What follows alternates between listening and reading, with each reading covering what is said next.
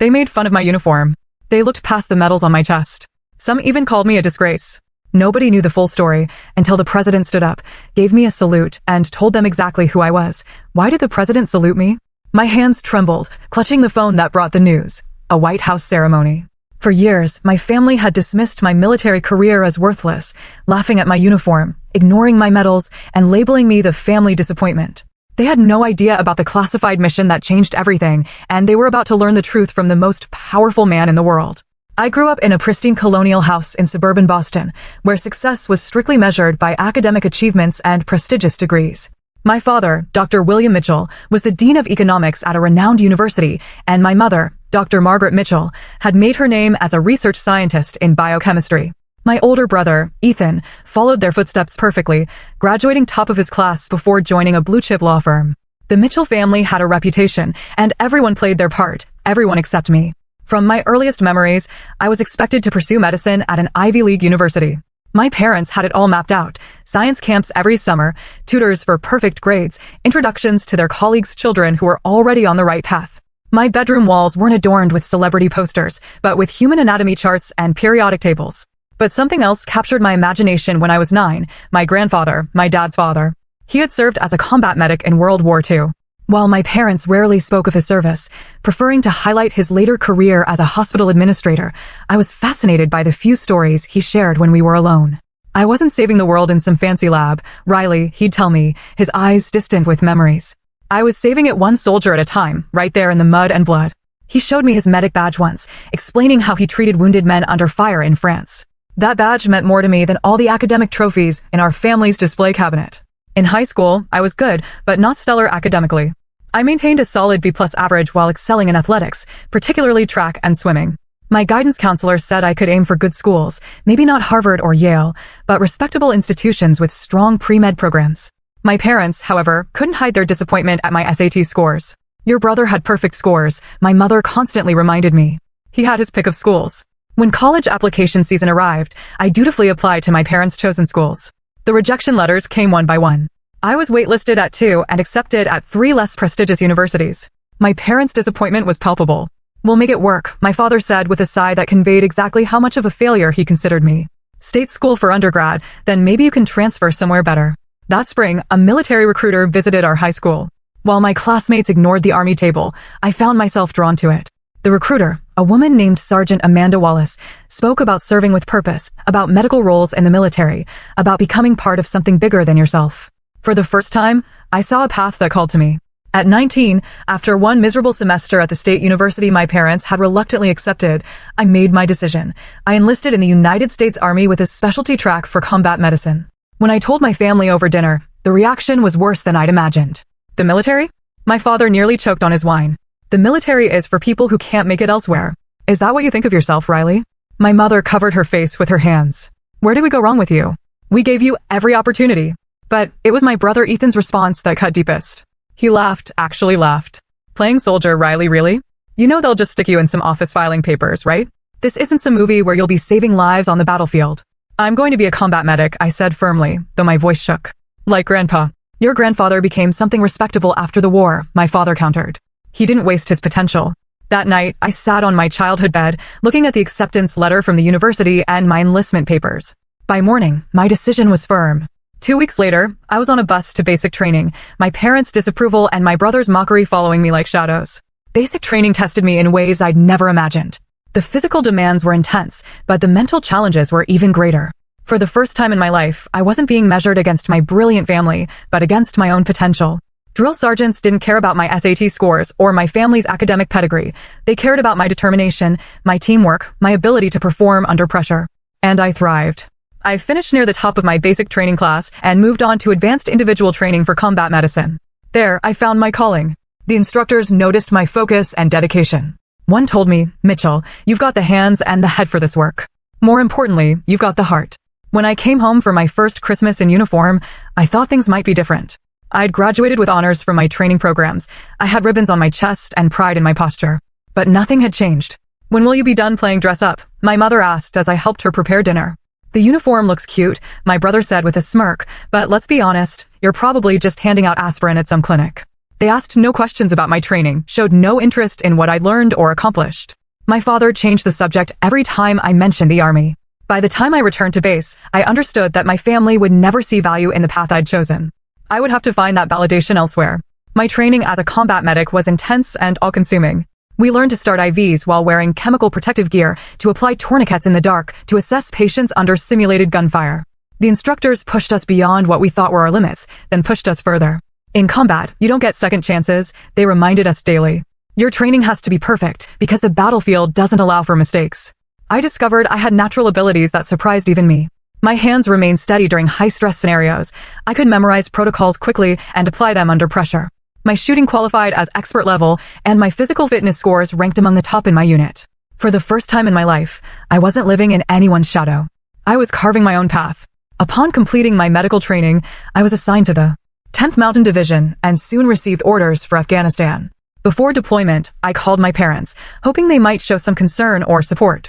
Afghanistan, my mother said, her voice flat. I suppose that was inevitable with your career choice. Just keep your head down, my father added. No heroics. There was no be safe or we're proud of you. No care packages followed me overseas. No supportive letters arrived while my fellow soldiers received mail from home. But in Afghanistan, I found a different kind of family. My squad became the support system I never had. We shared our fears during long nights on guard duty, celebrated birthdays with makeshift cakes from MRE ingredients, and protected each other during missions outside the wire.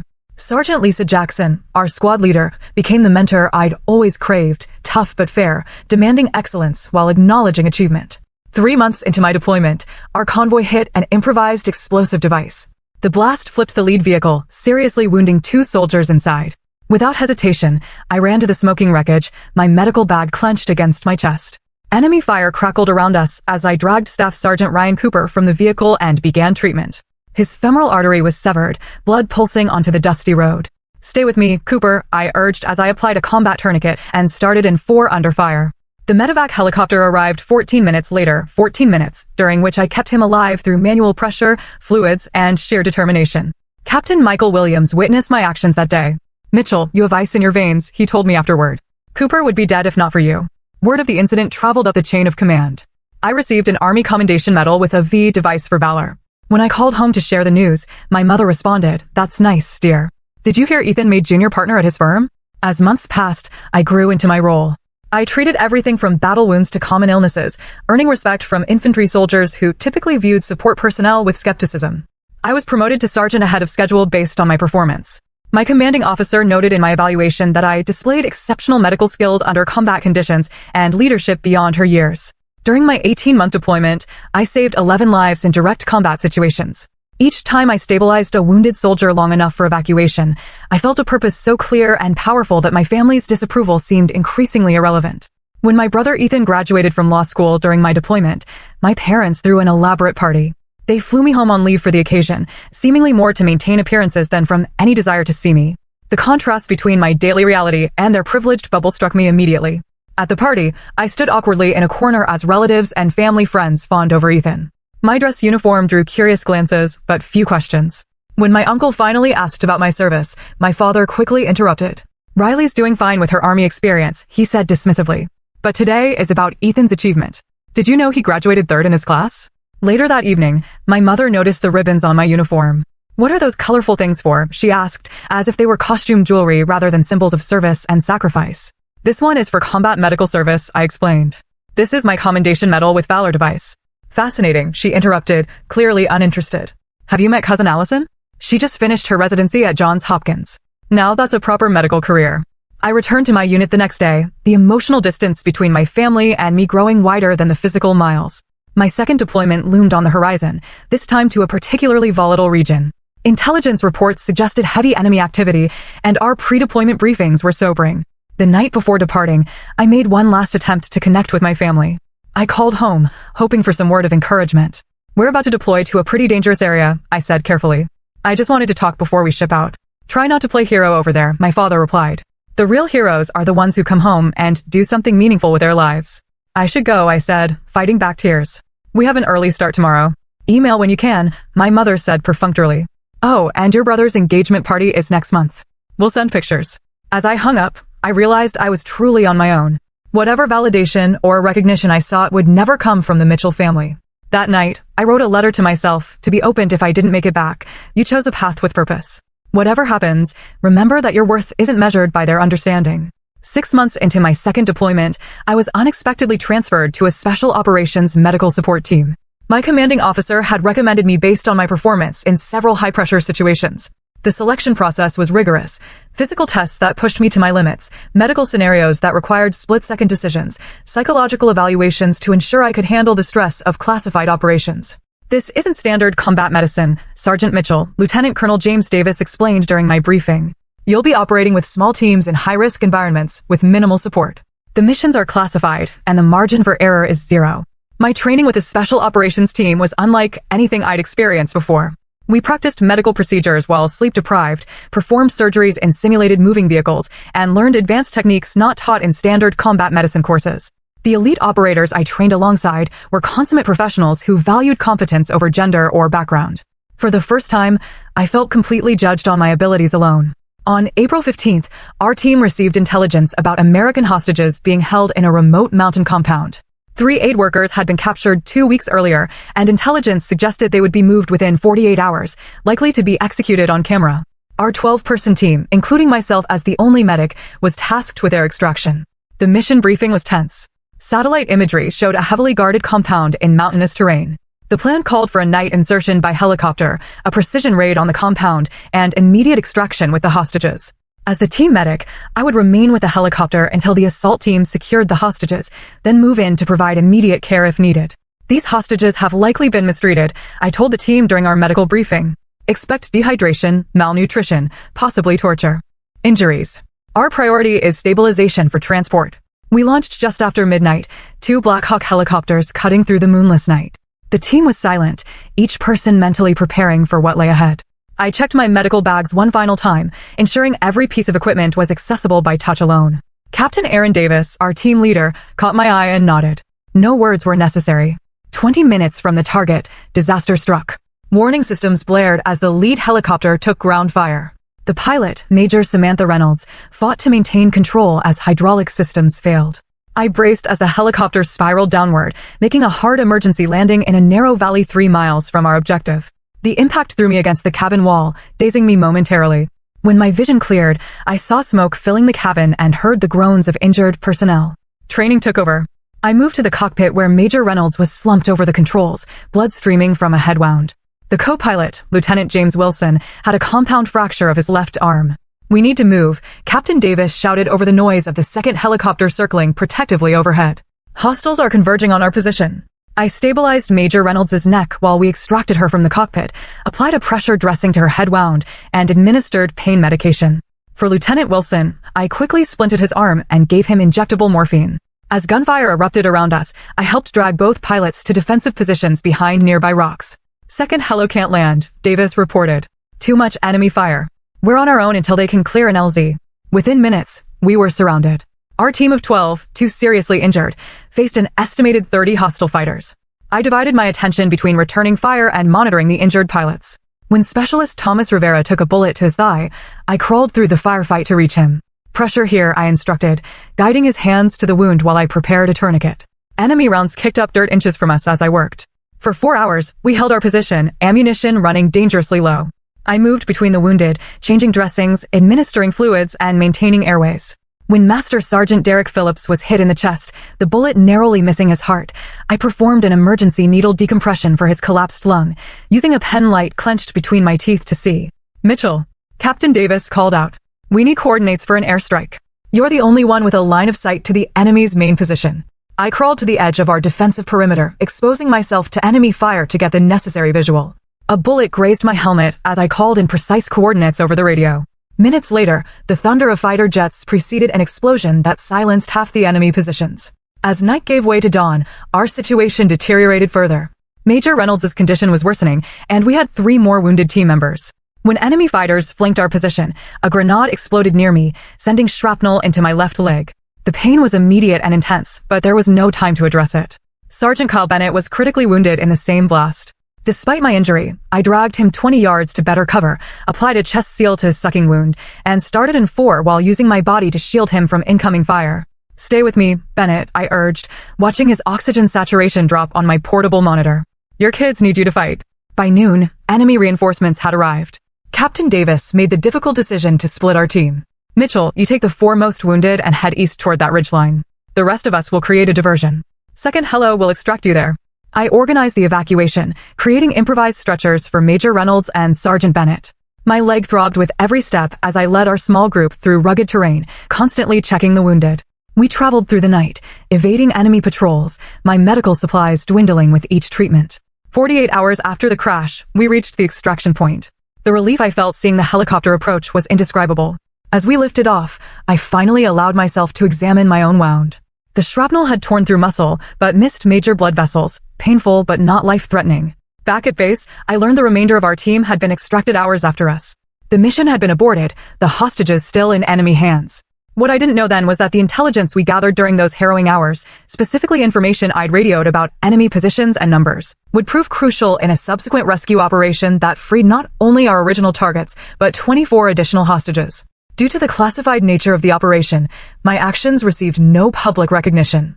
My injury earned me a Purple Heart, and a commendation was placed in my file, but the full story remained known only to those with appropriate clearance. When I called home from the hospital, my family seemed more inconvenienced than concerned by news of my injury. So will this affect your contract with the Army? My father asked. Perhaps it's a sign you should consider a different direction. It's just a leg wound, I replied, too tired to feel the hurt anymore. I'll be back with my unit in a few weeks.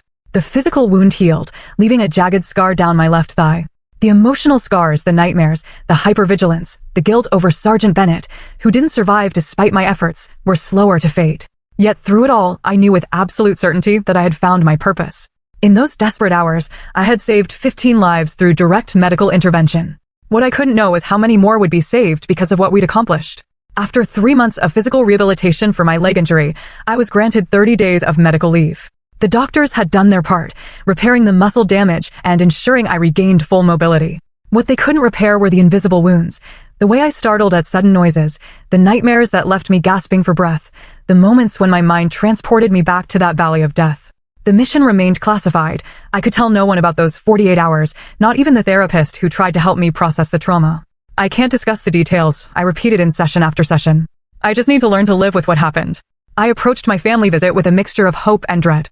Despite everything, some childish part of me still craved their understanding, their recognition that my path had value. I'd received a Purple Heart and a confidential letter of commendation from a general. Maybe, just maybe, they would finally see me. My parents' house looked exactly the same. Pristine lawn, gleaming windows, achievement awards prominently displayed in the living room. My brother Ethan was visiting with his new fiancée, Charlotte, a tax attorney he'd met at his firm.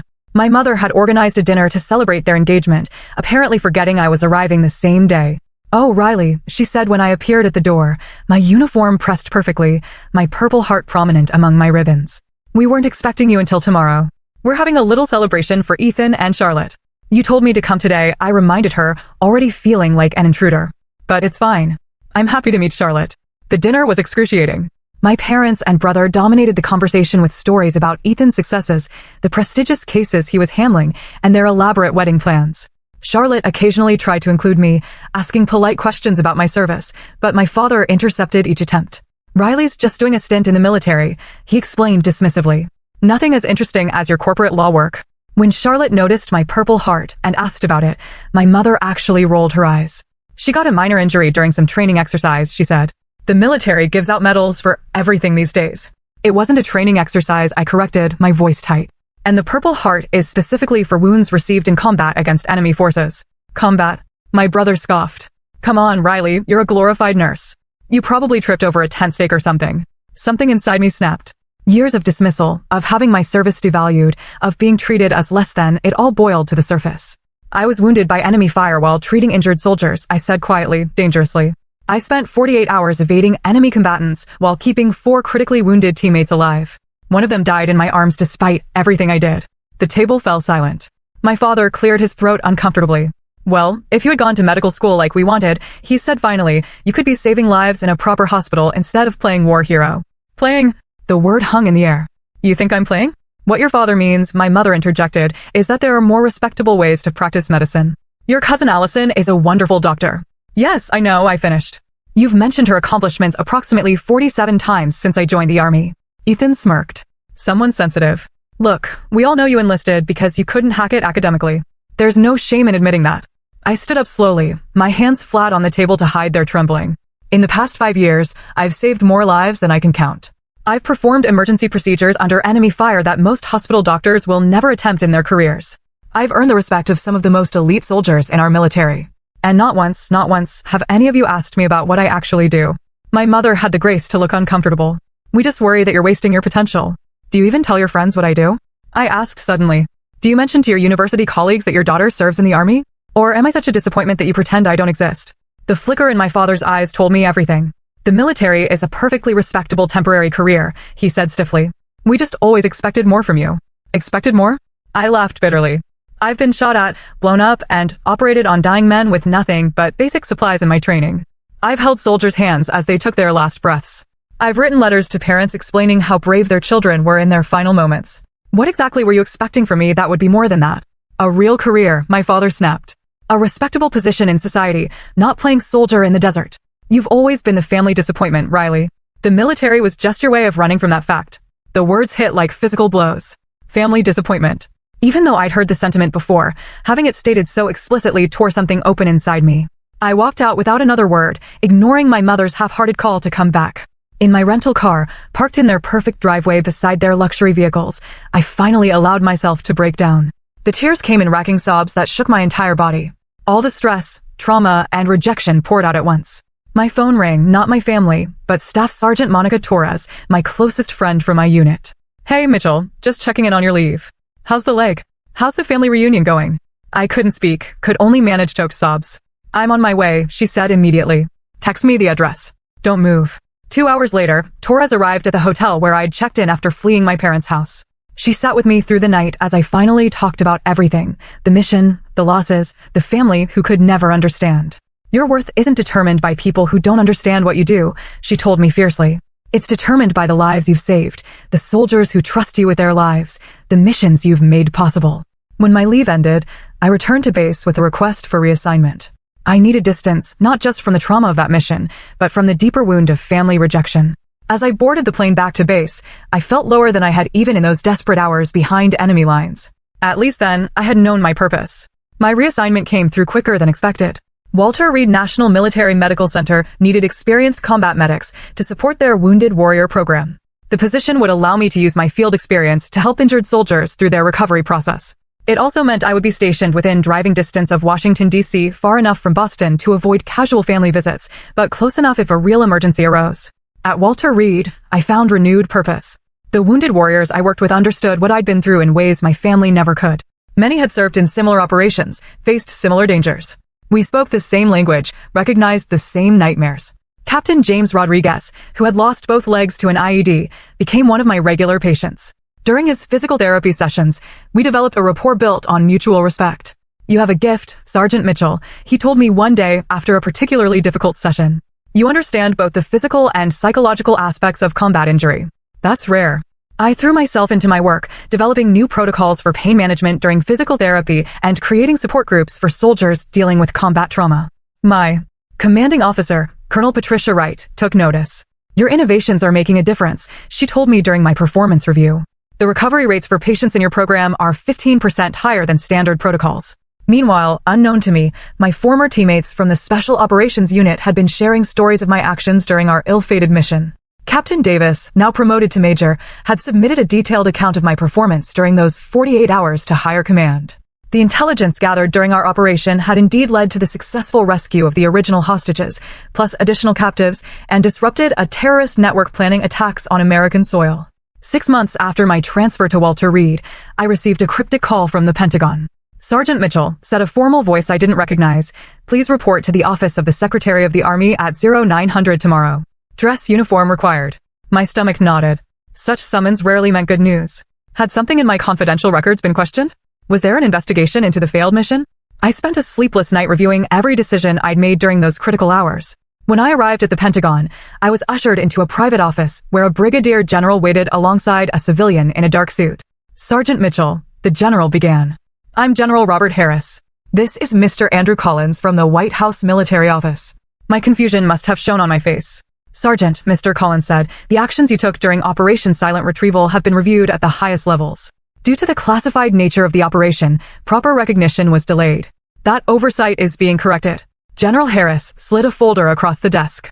You are being awarded the Distinguished Service Cross for extraordinary heroism in connection with military operations against an armed hostile force. The President himself will present the medal in a ceremony next week. I stared at the document, unable to process what I was hearing. The Distinguished Service Cross was the second highest military decoration that could be awarded to a member of the Army, superseded only by the Medal of Honor. There must be some mistake, I managed. I was just doing my job. No mistake, Sergeant, General Harris said firmly. The intelligence you provided while wounded and under fire led directly to the rescue of 27 hostages and the prevention of 3 planned terrorist attacks on U.S. soil. 15 lives were saved by your direct medical intervention during the operation. Your actions exemplify the highest traditions of military service. Mr. Collins explained that certain details of the operation had been declassified specifically for the ceremony. The President feels strongly that your heroism should be publicly recognized, he said. As I left the Pentagon, still in shock, I faced a decision. Should I invite my family to the ceremony? Despite everything, some part of me still hoped for their approval, their understanding. After hours of internal debate, I sent a simple text message to my parents. I'm receiving a Distinguished Service Cross from the President at the White House next Thursday at 2 p.m. You're welcome to attend if you'd like. My mother's response came hours later. We'll check our schedules.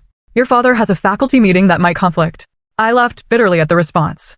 A faculty meeting might conflict with their daughter receiving one of the nation's highest military honors from the President of the United States. Eventually, they confirmed they would attend, along with my brother, their tone suggesting they were doing me a favor. The day of the ceremony arrived with perfect spring weather in Washington. The White House East Room had been prepared with rows of chairs for the invited guests and a small stage area where the President would present the medals. 3 other service members were being honored alongside me. I arrived early, my dress uniform immaculate, ribbons and badges perfectly placed. As I waited in an antechamber, I saw my family enter the main room through a side door. They looked uncomfortable and out of place despite their expensive clothes. They took seats near the back, my father checking his watch repeatedly. The ceremony began with military precision. Each recipient's story was told in turn, our actions described in formal military language that somehow failed to capture the chaos, fear, and desperation of those moments. When my turn came, I stood at attention as the military aide read the citation. Sergeant Riley Mitchell distinguished herself by exceptionally valorous conduct in the face of the enemy while serving as a combat medic with Operations Task Force Stagger. When her helicopter was shot down in hostile territory, Sergeant Mitchell, despite being wounded by shrapnel, provided life-saving care to multiple casualties while under direct enemy fire. As the citation continued, I saw my family's expressions change from polite attention to shock. They had never heard these details, had never known what I had actually experienced. Sergeant Mitchell's actions directly saved the lives of 15 U.S. service members. Additionally, intelligence she provided while under fire was instrumental in a subsequent operation that rescued 27 hostages and prevented planned terrorist attacks on U.S. soil. The President stood then, a rare departure from protocol. He looked directly at me as he spoke. The citation doesn't tell the whole story, he said. Sergeant Mitchell didn't save just her team. She made possible the rescue of innocent civilians being held for execution. She helped prevent attacks that would have taken American lives on our own soil. Today, we recognize her extraordinary courage under the most extreme circumstances. He offered me a formal salute before placing the medal around my neck. Sergeant Riley Mitchell, he said, his voice carrying through the silent room, you saved more American lives than anyone will ever fully know. The weight of the medal against my chest felt surreal. The President shook my hand firmly, then leaned closer to speak privately. My brother was one of those hostages, he said quietly. Our family owes you a debt we can never repay. I blinked back tears as I returned to my position. The room erupted in applause, everyone standing except my stunned family, who seemed frozen in their seats. The formal ceremony transitioned to a reception in an adjacent room. Military officials, politicians, and family members of the honorees mingled over refreshments. I found myself surrounded by high-ranking officers offering congratulations and thanks. Your actions exemplify the best of our medical corps, said the Surgeon General of the Army, shaking my hand firmly. A group of civilians approached, introduced by a State Department official.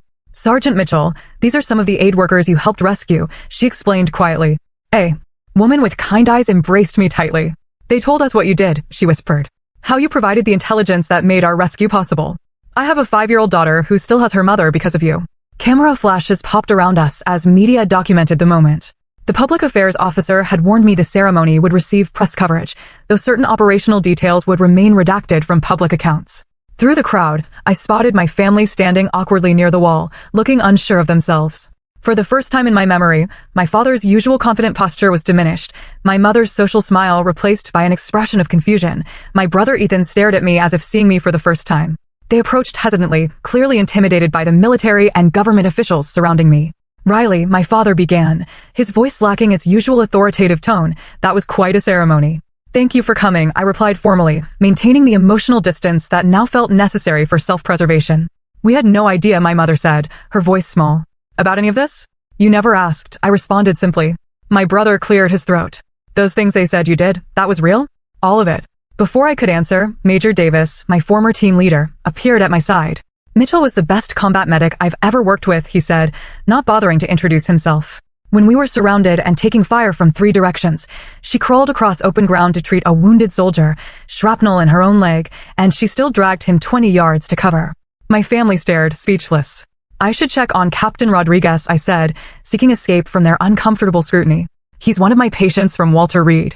Of course, my father said, his usual dismissive tone noticeably absent. As I turned to leave, General Harris intercepted me, putting a fatherly hand on my shoulder. Mitchell, I wanted to introduce you to the Joint Chiefs Chairman. He's heard about your innovative work with wounded warriors at Reed. I caught a glimpse of my family watching this interaction, their expressions a mixture of shock and dawning realization. Throughout the reception, similar scenes played out. Senior military leaders sought me out for conversations. Fellow soldiers treated me with obvious respect. Medical directors discussed my treatment protocols. Each interaction further demolished my family's perception of my military service as something less than significant. Later, as the event wound down, I found myself momentarily alone when my brother approached. Riley, I owe you an apology, he said, uncharacteristic humility in his voice. I've been arrogant and dismissive about your service. I had no idea what you've really been doing. No, you didn't, I agreed, not making it easier for him. You never bothered to find out. He nodded, accepting the rebuke. Can we start over? I'd like to actually know my sister. Before I could respond, my mother joined us, tears in her eyes. When they described what happened to your helicopter, how you were wounded but still saved those men, I couldn't breathe thinking about how close we came to losing you. I tried to tell you about being wounded, I reminded her gently. You said I probably tripped over a tent stake. She flinched at the reminder. We've been terrible, haven't we? My father approached last, his expression more serious than I'd ever seen it. I saw how those generals spoke to you, he said quietly. The respect in their eyes. I've been in academia for 40 years and never earned the kind of respect you have from these people. I maintain my composure, unwilling to break down here. I should join the other recipients for the official photographs, I said, neither accepting nor rejecting their overtures. As I walked away, Staff Sergeant Torres fell into step beside me. Your family looks shell-shocked, she observed. They're seeing me for the first time, I replied. Want to ditch this place after the photos? The team is gathering at Ollie's to celebrate properly. I smiled genuinely this time. My real family, absolutely. As we posed for photographs, the president spoke privately to each recipient. When he reached me, he asked, those people who looked uncomfortable, are they your family? Yes, Mr. President. They're seeing you clearly today, he said perceptively. Sometimes people need someone else to point out the extraordinary person standing right in front of them. After the reception, I changed into civilian clothes and joined my fellow soldiers at a local bar where the celebration continued without cameras or formality. Stories were shared, some solemn, some hilarious. No one needed to explain the significance of what we'd experienced. Everyone at the table understood. My phone buzzed repeatedly with messages from my family, but I set it aside. There would be time for that conversation later. Tonight belonged to the people who had recognized my worth long before a presidential ceremony. The next morning, I read a news article about the ceremony. There was a photo of my family watching as I received the medal, their faces masks of astonishment. The caption read, Family of DSC recipient Sergeant Riley Mitchell witnesses recognition of heroism. They were spectators to my story, no longer its authors. 6 months after the White House ceremony, I settled into my new role as an instructor at the Army Medical Department Center, training the next generation of combat medics. My experiences, both the classified operation and my innovative work at Walter Reed, had led to this position where I could shape the future of military medicine. The Distinguished Service Cross had changed many things in my professional life, accelerated promotions, new responsibilities, invitations to speak at medical conferences. But the most profound changes had occurred in my personal life, particularly with my family. 3 weeks after the ceremony, my father had appeared unannounced at my apartment in San Antonio, standing awkwardly at my door in casual clothes, something I'd rarely seen him wear. He asked if I would show him around the base where I worked. I'd like to understand what you do, he said simply, if you're willing to show me. That day marked the beginning of a slow, often uncomfortable rebuilding. My father, the prestigious academic, asked questions and actually listened to the answers. He watched with genuine interest as I demonstrated emergency medical techniques to a class of trainees. When a senior officer greeted me with obvious respect, I saw pride rather than dismissal in my father's eyes. I've been arrogant, he admitted over dinner that evening. I measured success by such narrow standards that I couldn't see the value in what you've accomplished. My mother made her own attempts at reconciliation, with awkward phone calls that gradually became more natural. She sent care packages to my new address, something she'd never done during my deployments. Inside one box, I found my grandfather's military photo and medals, items I'd never seen, displayed in their home. Your grandfather would have been so proud, her note read. I should have made that connection sooner. My brother Ethan made perhaps the most surprising change. He began volunteering with a Veterans Legal Aid Program, offering pro bono services to help former service members navigate benefits and disability claims. During one of our now regular phone calls, he explained, "I wanted to understand your world better. These veterans have opened my eyes to what service really means." 3 months after the ceremony, I agreed to attend a family therapy session during a visit home. In that sterile office, with a compassionate but firm therapist, my parents finally articulated what had driven their dismissal of my military service. "I was terrified from the moment you enlisted," my mother confessed, tears streaming down her face. "Every news report about casualties in Afghanistan felt like a knife in my heart. It was easier to pretend your job wasn't dangerous than to face that fear every day." My father, always more stoic, struggled to express his emotions. When my father came back from World War II, he was changed, he finally said. The things he saw as a medic haunted him. "I grew up watching that pain. When you chose the same path, all I could think was that I'd failed to protect you from that suffering."